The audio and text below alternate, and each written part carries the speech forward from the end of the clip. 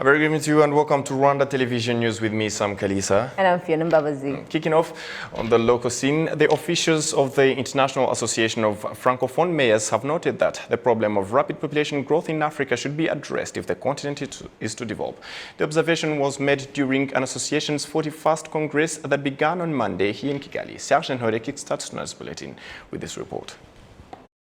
The UN reports that Africa's population has continued to rapidly increase, projected to hit 2.5 billion people by 2050, meaning the continent will be home to one-third of the global population at that time. The issue of how family planning can help address this problem that is affecting sub-Saharan African countries the most is therefore among the topics being discussed at the 41st Congress of the International Association of Francophone Mayors taking place here in Kigali. Le Rwanda a certainement des bonnes pratiques à partager dans le domaine de la bonne gouvernance et les importantes réformes qui ont été Rwanda certainly has a lot to share with others when it comes to good governance and the important reforms that were implemented in the last 27 years following the end of the 1994 genocide that was perpetrated against the Tutsi. We have noticed a certain resistance when it comes to family planning methods in many of Africa's sub-Saharan countries, due mainly to religious and cultural reasons. The challenges are most serious when it comes to adolescents. I want to point out that family planning helps parents to better care for their children, increases opportunities for women, reduces rapid demographic population growth, accelerates national development and contributes to the development objectives of a country being attained. Soutient la croissance démographique, accélère le développement national et contribue à l'atteinte des objectifs de développement du pays. Participants at the Congress have noted that fighting rapid population growth requires cooperation and are confident that their gathering in Kigali will help to facilitate it. It is important that we all look in one direction, and I believe the research being done will affirm it. The 13 cities working with the AIMF will prove that family planning is important if we are to develop our cities. We need to do a lot of sensitization to train women and youth and help men to understand the importance of this. It requires the efforts of everybody together. Gathering in a meeting like this helps us to learn from Rwanda's experiences, so it is something we should acknowledge and congratulate you. The Congress is respecting all COVID-19 preventive measures, and all participants were first tested for the virus before being allowed to attend.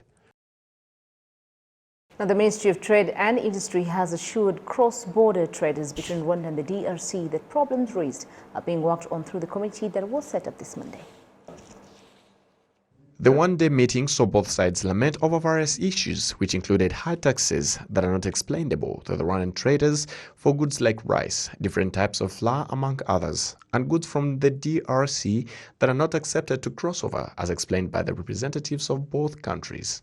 We have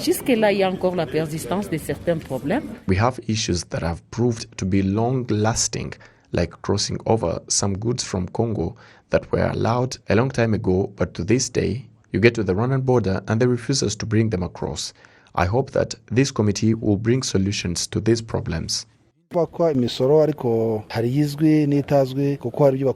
have known and unknown taxes, so we will sit together to see what's valid to date and not. As part of the solutions to the queries raised, a committee was set up to follow up on these problems to monitor cross-border traders crossing through Bugarama-Kamanyora border. Niyonshuti Richard, SPIU Coordinator, Ministry of Trade and Industry, said all these issues were going to be addressed through the committee and in a timely manner. We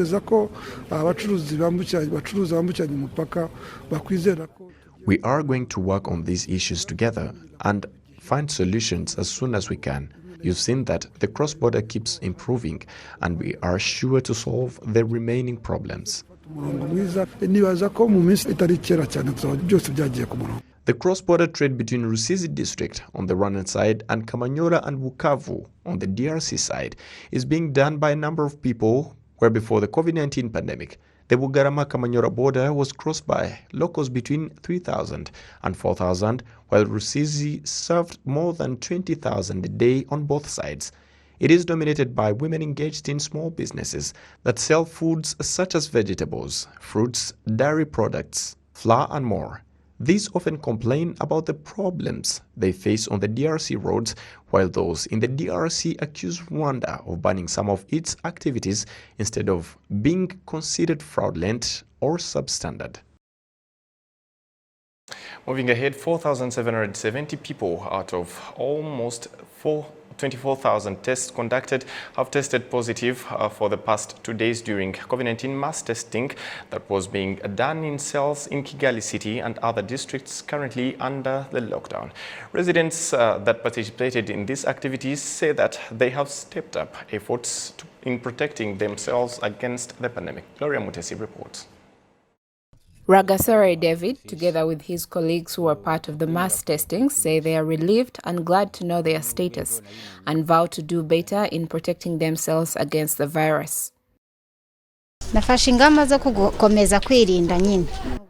have decided to continue protecting myself against the virus by washing my hands with clean water and wearing my face mask properly, as well as avoiding crowded places. My first decision was to play my role through collaboration and adhering, through wearing my face mask properly and avoiding unnecessary movements unless I had to. Public health experts say that the mass testing in conjunction with the lockdown will give a clear picture on the nature of the pandemic. Figures from the mass testing conducted these past 2 days show that the positivity rate is currently at 3.7%. Dr. Vedast Narindwa from the World Health Organization Rwanda says these current figures are promising and they give hope. Having a positive rate of between 3.5 to 3.7% is a big number, yes, but it would be bad news if it were up to 10%. Yes, it's still not good because people are still getting infected, but it gives hope more than I'd suspected. I believe if people continue with respecting the regulations, we can beat this virus and faster. The Ministry of Health says conducting mass testing in different cells in Kigali was necessary to know the nature of the pandemic, and that this will be done again towards the end of the 10-day lockdown, which will inform the next decision. Okay, at the end of this lockdown, we proceed again with testing, especially in these most affected district and city of Kigali, so that we can assess the impact of the lockdown. So it's planned as with the same size of sample, 15% of household will test in those households. This is what we plan. We want to assess the impact of the lockdown, and we expect that it will be a good impact in terms of reduction of incidence. Randomize household like we did this round, because you want, if you want to proceed to inform, if you can't make an exhaustive testing for each one, then you should comply with the method for sampling. So we randomize again household, but in each village. At the end, it will give us the sense of the size, it will give us the sense of the incidence or the prevalence of this pandemic in those cells and of course sectors. On the first day of the random mass testing, 50,880 tests were conducted, and on Sunday, 73,608 samples were taken. Among these samples, 4,770 tests were found positive. Overall, 1,887,262 tests have been conducted in Rwanda since March last year. The country has registered 57,322 COVID-19 infections so far, of whom 40,041 have recovered, 72 currently critically ill, and 649 have succumbed to the virus. Gloria Mutesi, reporting for RTV News.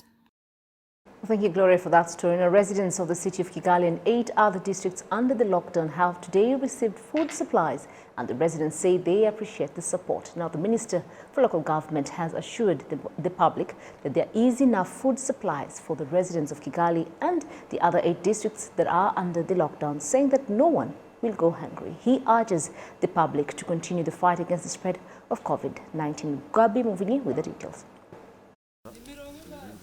The food distribution process is funded by the government. Local authorities are present to ensure the distribution of food supplies goes according to the number of family members. Beneficiaries in the city of Kigali and in various districts say they appreciate the support because what they had saved for the lockdown was already running low, in addition to not being able to go to work. What we had saved was already running low because we're not able to go to work and find some money. We're thankful for the government in providing this support.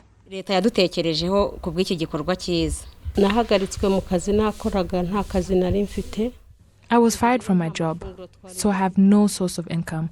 So we have no food, so we were waiting for the support from the government. We are very thankful. I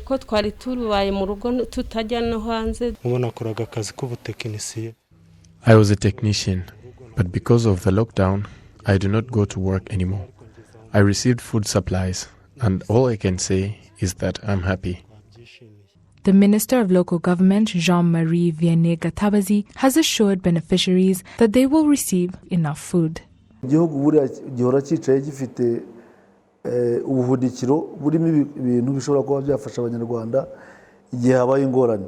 country always has a reserve stock for emergency situations, depending on what one needs on a daily basis. During these 10 days, people will get enough food. What I want to tell the public is that we cannot cater to what every individual desires. For example, there are those that want meat and so on.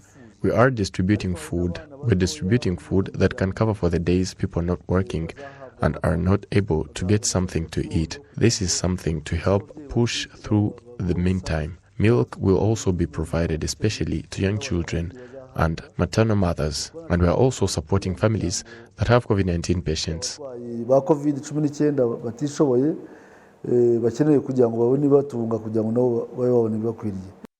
In the city of Kigali, 220,000 families are expected to receive food, while in the remaining 8 districts, food will be provided to 34,750 families. Gabi Muvonyi, reporting for RTV News. The team preparing for the national exams, which will start this Tuesday, assures that all the problems identified when students visited the centers they will be taking the exams at have been solved. In Kigali, buses will start transporting students at 5 a.m. Students traveling for far places will be accommodated, as Jedumali reports. At 2:30 a.m. at the Nyabugogo bus station, few students were searching for vehicles to transport them to the facility where they would be taking the national exams. There were people assisting them with finding these vehicles. Some of the students were unhappy with the delay of the vehicles. This is because they were heading back to their respective provinces since lockdown started when they were still in Kigali. We came early, but they have delayed to pick us up. But it's all right. We shall continue to wait. We've seen the problem, and they have delayed to pick us up. In Musanze district, students preparing for their tests believe that they are ready to pass even with the challenges presented by the COVID-19 pandemic. Some say the only problem may be the long journey to the examination centers. The problem we're going to come across is getting here from home. I live very far. To leave home and get here takes 2 hours. I left home at 7 a.m. and I only got here at 9 a.m. As you can hear, this is a serious problem and I'm asking for help. Musanze's Vice Mayor of Social Affairs says students that live far will be accommodated. These are the problems and we have spoken with the heads of the school to accommodate them. We are speaking with their parents to help them understand as well. This is something we have already adapted to in Musanze. If there is a site that can accommodate all its students, it will accommodate them. And if there are sites that cannot accommodate the students, they will be providing lunch for the students so that it keeps them till they travel home safely and return to the site. The Director General of Rwanda Technical Vocation Education Training Board says that on Monday, there were mistakes, but he's making sure that there won't be any on Tuesday. Transport went well today. Today was the first day, and we were bringing in students from various areas to the site so that they could see exactly how it would go starting from tomorrow. We were checking to see whether the vehicles were enough, what the best routes are, and if all the students are picked up on time and no student is left behind. It all went well. The students made it to the centers where they will be taking the national exams. There are some that delayed, and we saw a couple of other problems. We are going to do our best to make sure this does not happen tomorrow and everything runs smoothly.